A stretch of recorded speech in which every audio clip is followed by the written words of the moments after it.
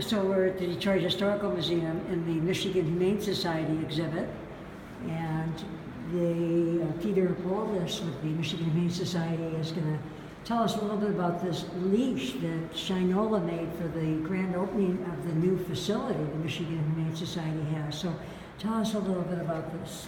Well, we had the idea, instead of doing what I'll call the traditional ribbon cutting as part of the dedication of our new Michigan Humane Society Dresner Foundation Animal Care Campus, instead of just having a traditional ribbon cutting, we had the idea of doing having a dog leash, if you will, that initially the idea was let's just get it and wrap it around the building one time and unhook the clasps from the handle of the dog leash. Instead of doing the ribbon cutting, we would unhook the two and, ta-da, there you go, building's dedicated, just like a ribbon cutting. But once we started looking into it as something that we could actually do, we thought, gosh, what is the record for the longest dog leash? And we found out that it was in excess of 2,200 feet. So we thought, well, gosh, wouldn't it be cool if we're going to go to this trouble? Let's see if we can make one that's longer.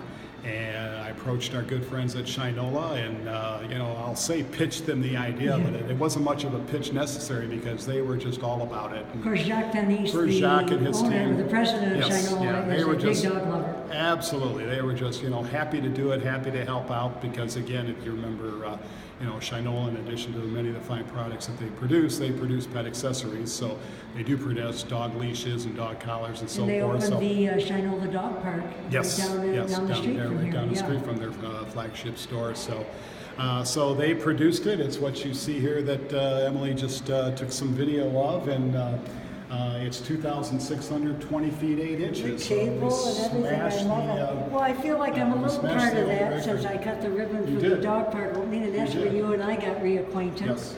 And again, we're at the Detroit Historical Museum in Midtown and downtown Detroit. Just a wonderful facility, but they have revolving exhibits, and it's a long waiting list. This Michigan Humane Society was on the list a couple of years ago, but they've had their tenure here of the exhibit is going to be for just a little while longer, but that is a wonderful story. It's so typically Shinola, isn't it? It is, absolutely. To jump on the idea, and I love that. And of course, they're extremely supportive of us, so this was just right in their sweet spot, so to speak. I understand when you were starting to build the Michigan Humane Society, a new facility, they really got behind it. Yes, very much. In a way that was very important. Absolutely. Yes. Absolutely. So that's Shinola. In fact, they just opened in Hawaii. They're all I over the did not country. know that. The opening Wow. was a couple of weeks ago in the old International Marketplace area. And I'm sorry I was here while it was happening, or I would have been at the grand opening. But just wonderful things happening in Detroit, and some of those wonderful things are happening right here at the Detroit Historical Museum. Yeah, well said. And the Dawson Museum. Dawson over Great on Lakes Belle Museum Isle, on Belle which is, Isle. That's the other museum that the Detroit Historical Society oversees. And Belle Isle was built by Frederick Olmsted, who also built Central Park and the park in Seattle.